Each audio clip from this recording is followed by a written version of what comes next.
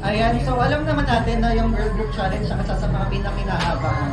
And nung season 1, you did very well. Ngayon, anong mga preparations ginawa mo knowing na magkakaroon ulit ng Girl Group Challenge? Nag-prepare ako ng canton, tsaka spaghetti, charay.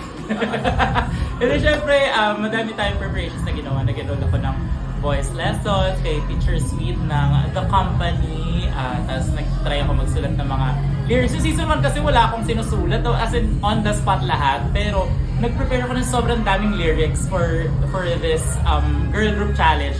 Pero ang nakakaloka, kahit sobrang dami ko na-prepare, pagdating doon, tsaka ko naalala na, ay, lagyan kaya natin ng bongga, airtime, gravity, bunganga, yung mga branding ko. So on the spot ko pa rin siya ginawa. Pero because of writing ng mga iba't ibang ginawa ko, parang na-practice na ako to write a little bit faster. Kaya ayun, yun yung lumabas sa akin na isulat. And I'm so happy na nagawa ko siya kahit na mataas ang pressure at ang gagaling din ng mga kalaban natin.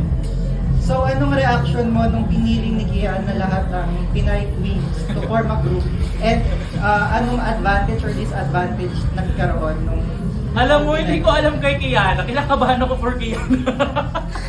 Kasi parang ang brave, bold yung mga choices ni Kiana, di ba? From the first episode na pinili niya magkaroon ng disadvantage si Arizona.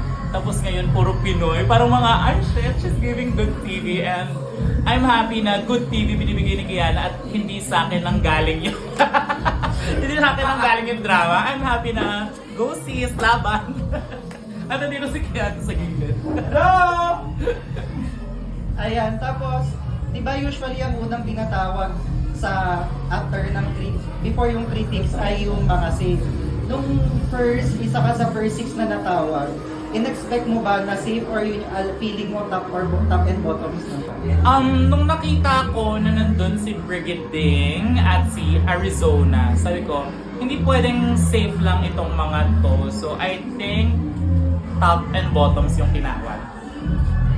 Ayan, so after hearing your critics, na-sure mo na ba na isa ka sa top 2? Actually, kinakabahan ako ng bonggang-bongga kasi yung aking look, hindi ko alam kung magtatranscend siya sa mga judges, kung magagandahan sila or hindi. Kasi di ba parang beauty is in the eye of the beholder. Ako sobrang gandang-ganda ako sa look ko, pero hindi ko alam kung magagandahan sila. And I'm so happy na na-appreciate nila yung look ko. And happy din ako sa naibigay kong kanta at ayun, parang happy din naman yung mga ibang girls na naipakita ko and happy sila na ako yung nanalo. And parang wala naman nagwelga during my win sa Girl Group Challenge. And speaking of your look, can you share your inspiration para sa runway mo? Ang inspirasyon ko ay, syempre ang mga palengkera bilang bunganga, tayo pambansang bunganga maningay.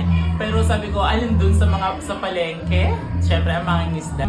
Nagulat na lang din ako na nung binuo na siya together ay ganun ang kinalabasan. So parang destiny lang talaga siya. So, yung pearl ba was intentional? Last minute ko na siya naisip dahil nga sa sobrang kaba ko dun sa look. Parang sabi ko, parang kailangan pa niya ng certain oomph. And wala nga akong dalang pearl. Hiniram ko lang kay Arizona yung pearl na yun. At sabi ko sa kanya, pero naman ako ng pearl mo. Kala niya gagamitin kong hikaw. Hindi, sa puwet ka. Tapos nilagay ko na doon, nilagyan ko pa ng Mighty Bond para dumikit siya. So nung pagbalik ko sa kanya, nung Mighty Bond, may mga buhok-buhok. Charay! pero hindi, ayun. Naibalik ko naman ng maayos. Thank you so much, Arizona.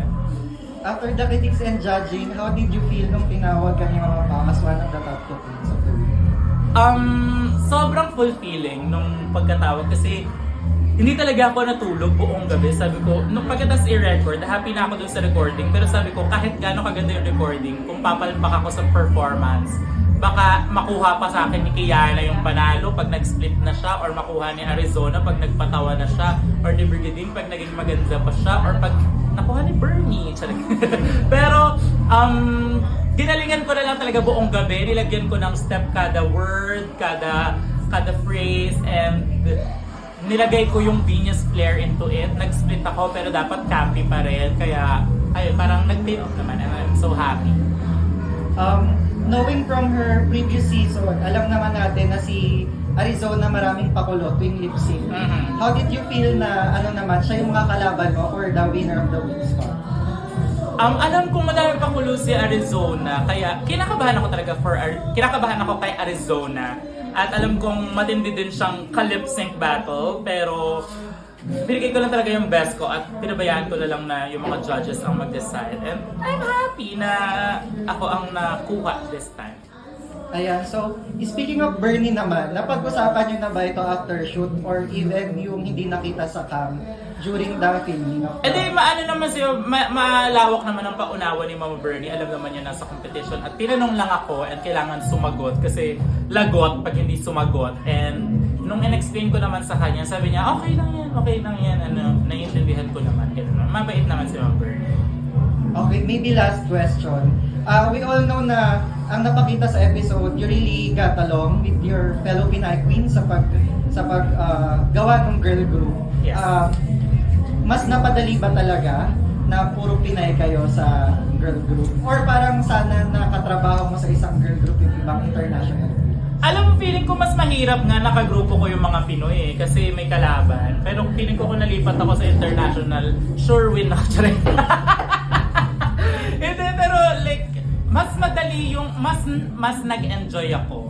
Hindi siya mas madali, hindi siya mas mahirap, mas nag-enjoy ako nakasama yung mga Pinoy Queens. And I know, one day magagawa pa namin ulit itong performance na to. Kaya, ang saya din kasi after namin magsulat, umikot-ikot din ako sa kanila to check their lyrics para mag-help kahit papano at tingnan kung may mas magaling sa akin. Pero iba-iba naman yung flavor na ginawa namin. Like si Kiana nag-rap, ako may rap and may birit. Si Bernie may very Pinoy. Si Arizona very campy. So si Brigading very hard. So iba-iba talaga yung pinakita namin. And bongga ang mga Pinoy.